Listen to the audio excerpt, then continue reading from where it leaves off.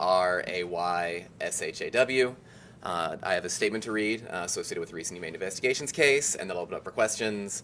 And then, if you'd like, we'll definitely have a chance to go downstairs and see some of the animals associated with the case as well, and can continue a conversation there if you'd like. All right, from there I'll get started. On Friday, December 6th, our Humane Investigations team, our agents and critical response team, assisted the Beltrami County Humane, I do not read well on that side of it, but our Humane Investigations agents and critical response team assisted the Beltrami County Sheriff's Office in what we thought would be the rescue of more than 250 animals on a property up in Hines, Minnesota. Instead, our team returned to Golden Valley with 35 dogs and 29 cats. All the animals in the property were in dire, unsanitary conditions. They didn't have adequate food, water, shelter, medical care.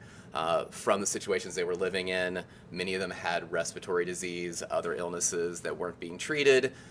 They all had fleas, had upper respiratory infection, and had some painful eye infections and other issues that weren't being treated as well. Those 64 animals are all in our building in Golden Valley now and are being cared for currently by our medical team. In addition, our veterinary staff is still assisting with the Beltrami County Sheriff's Office with forensic evidence. There's a 10-day hold for any time there's a warrant and a seizure of this case, and we're assisting with that investigation and reporting that will come from it.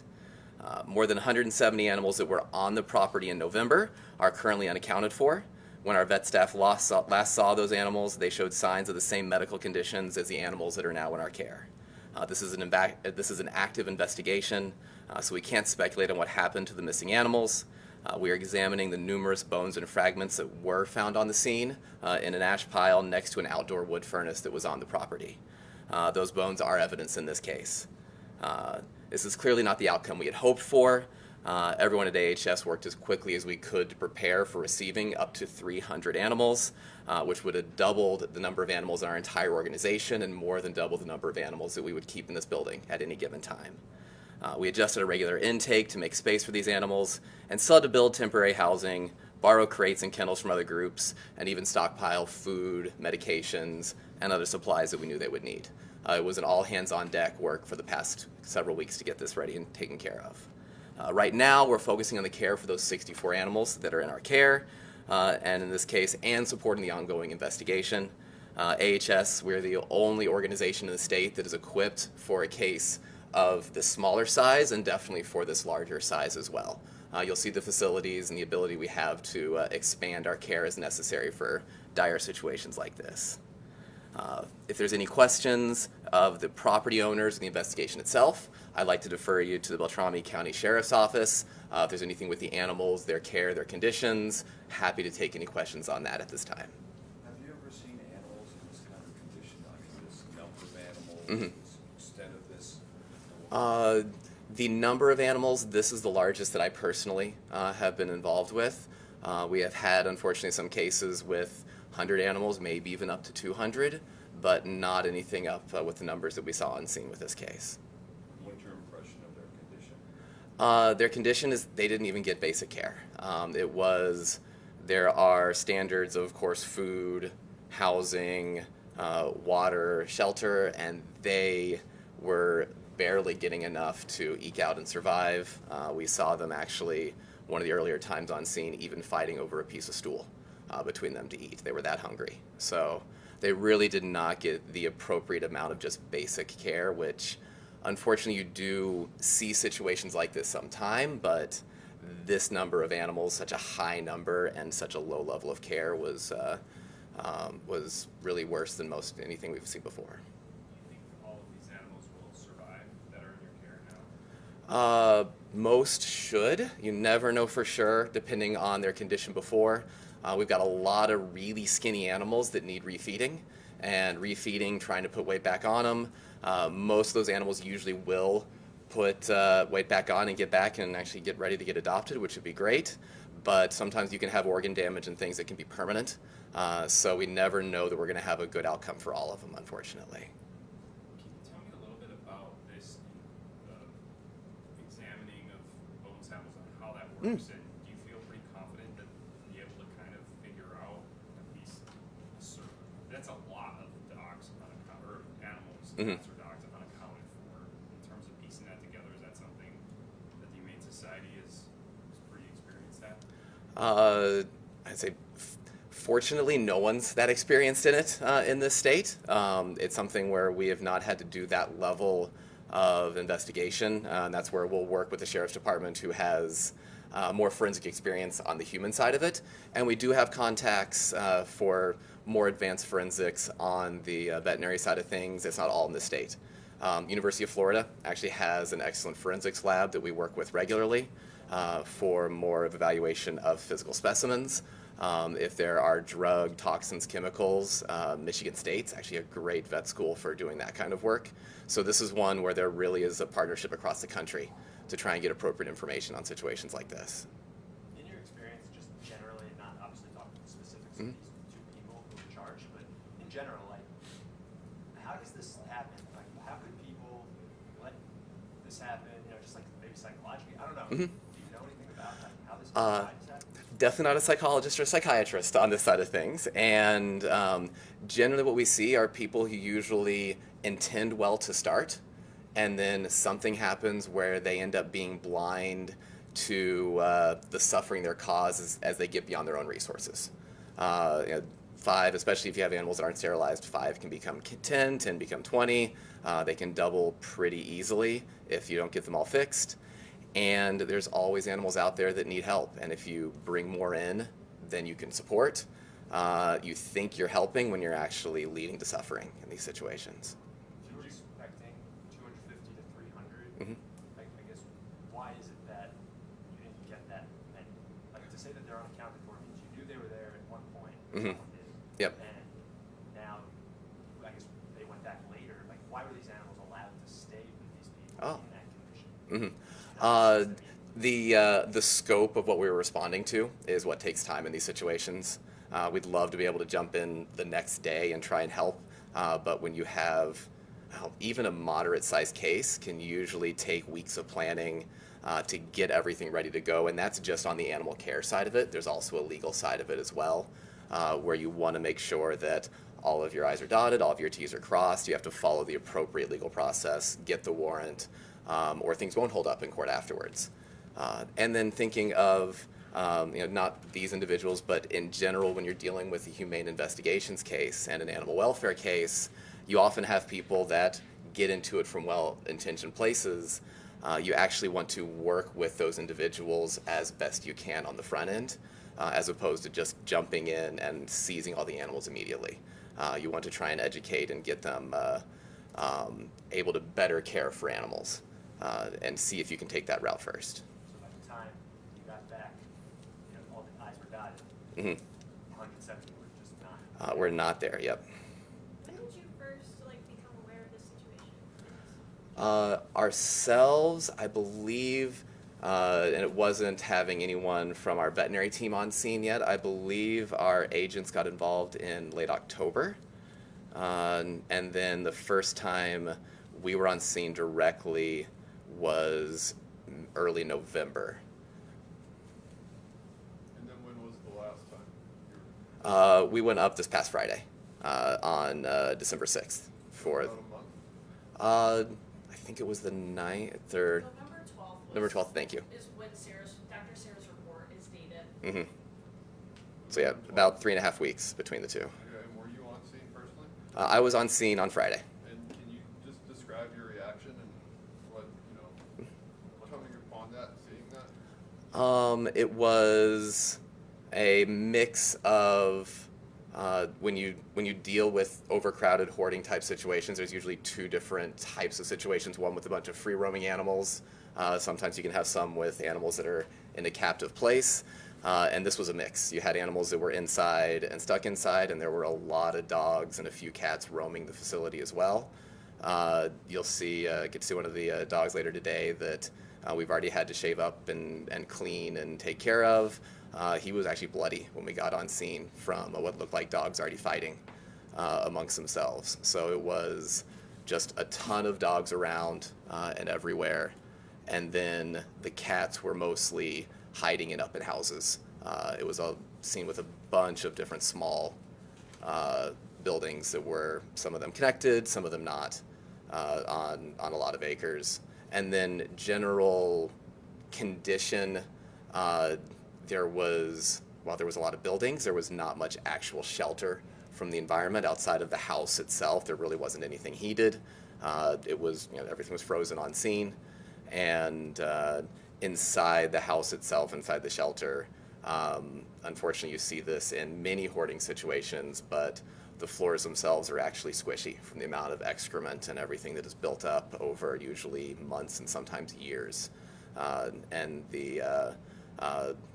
We did not have to have a respirator, fortunately, but often you have to have respirators in these kinds of situations just to stand the environment. But a lot of the cats that had nasty respiratory signs on scene are already looking a heck of a lot better just 4 days down the road, just being in a good, clean environment with good, clean air. So it was like just to describe the area, it's like a farmhouse with a bunch of other buildings on the property? Mm-hmm. Yep, a bunch of little sheds, a bunch of little, there were several vehicles that weren't moving anymore. There were some, not barns, but kind of three-sided shelters that you see for horses and other as well. There were a few RVs that were, and single wide trailers that were just completely filled with stuff and not with animals. But it was just a bunch of small outbuildings all over the place. And was the property owner still around, or had law enforcement stepped in, or, I mean, was this an abandoned situation? And that one I'll have to refer you to the sheriff's department for how they handled the people in that situation. Were some of these animals just unable to be maybe taken in, like let go or wandering around? There were 2 dogs that were free roaming that we were not able to get. One of them we actually caught in a live trap, and by we, the sheriff's department caught in a live trap, I believe last night, and that dog will be coming down today. There's one more roaming around that we're trying to get with appropriate live trapping, and I think there were 3 cats still roaming that we weren't able to get. Cats do a heck of a lot better outside than dogs usually do outside when it comes to finding their own resources. We're going to try and get them in, but we don't expect to be as successful on trying to get the few remaining cats that were on scene. And then had they turned over 4 dogs that I see? There were 4 dogs that they reportedly had brought to another rescue organization for rehoming between our last visit and then coming this time. So about 10 that maybe That are not here. 170 missing. That is not included in that 170 number. No. Okay. Yeah. So how do you treat these animals when you guys do? Fortunately, it's the same medicine you would need just in a regular vet clinic is what these guys need, depending on the condition they have. Majority, because they just didn't get basic food, water care, is actually time and just providing appropriate care for them. If you put them in a clean environment, you get them good food and water, they're going to heal for the majority of what we're seeing. And then you do have some animals that are ill from one thing or another. Like there's a cat that had such nasty upper respiratory infection that she has corneal scarring and can't even see out her eyes anymore. So we'll try and treat that as best we can, but might have to perform an enucleation and actually remove the eyes if they're painful enough.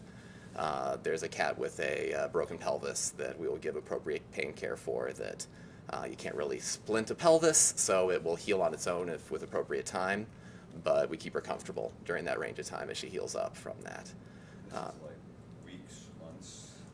Depending on the condition, it's going to be 6 to 8 weeks for the pelvis healing well. The eyes are usually only a couple weeks for recovery from a surgery on that end. The biggest thing are the cats that are really skinny, the ones that have a very poor body condition. They're going to take 4 to 5 months to really be back to a good, healthy weight, good body condition. Fortunately, we can adopt them before then. They would need, if someone was really interested and wanted to help out and adopt a cat, a dog from this case, it may not be as early as this weekend, but I would say next week or week after, I would expect some of those animals already ready to be up on the adoption floor and ready to go home. They may not be fixed and in absolutely perfect condition, but they'll be in good enough shape for someone to continue that care at home.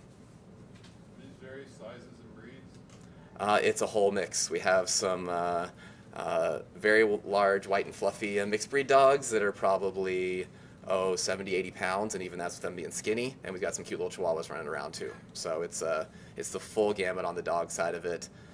For cats, yeah, they're all around the same size, but no notable breeds really amongst the cats. Just a good mix.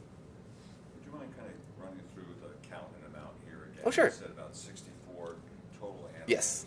Mhm. What about the rest of the animals that were there? So it was there are 29 cats and 35 dogs are what we brought in, and then there were say 2 dogs still on scene, one of which we've got coming in, and probably about 3 cats.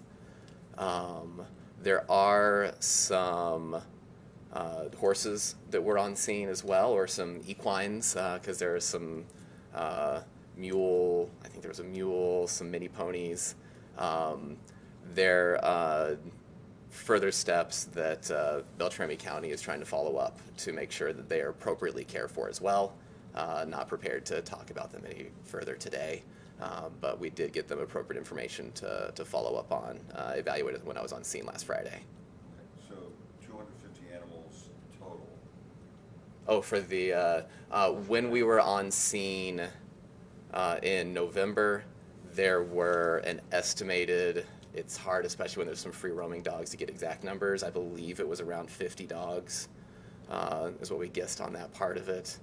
And then cats, just over 200 contained, and an estimated probably 30 or so free roaming on the cat side of it.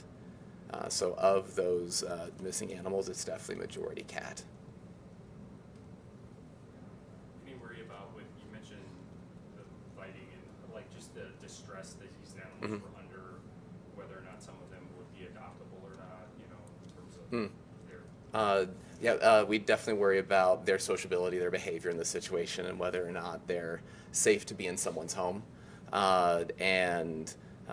There's not that many kittens and puppies, unfortunately, amongst this group, and I bring that up because behavior and sociability is something that develops at a young age, for dogs and cats especially.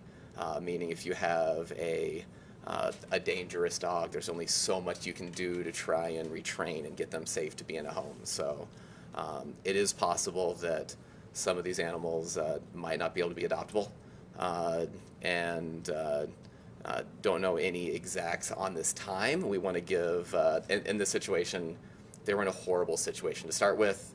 They're in a much better place here, and we always give a good bit of decompression time just to see what their true behavior is going to be like. So that we'll know more over this next week or so to really see how they come around. Definitely saw some cats that were really difficult to get, some dogs that were really difficult to get on scene, that are responsive to some attention and some love when they're here. Do you know how long the animals were in these terrible conditions before law enforcement made contact, or are you able to tell just based on the condition they're in? How long Definitely don't have an exact on it. On the long side of things, it's at least been months on that part of it to get to the degradation of the condition they're in right now. To get to that number, it's possible it could be years on that part of it as well. But unfortunately, there's not a good way to tell how long it takes for them to get that skinnier in that condition, other than it takes a few months to get in this shape. You want to go see the animals? Yeah. Okay. Thank you. Cool. My pleasure. Thank you. All right. Thanks. Cool. You grab what you want. All right. We're gonna.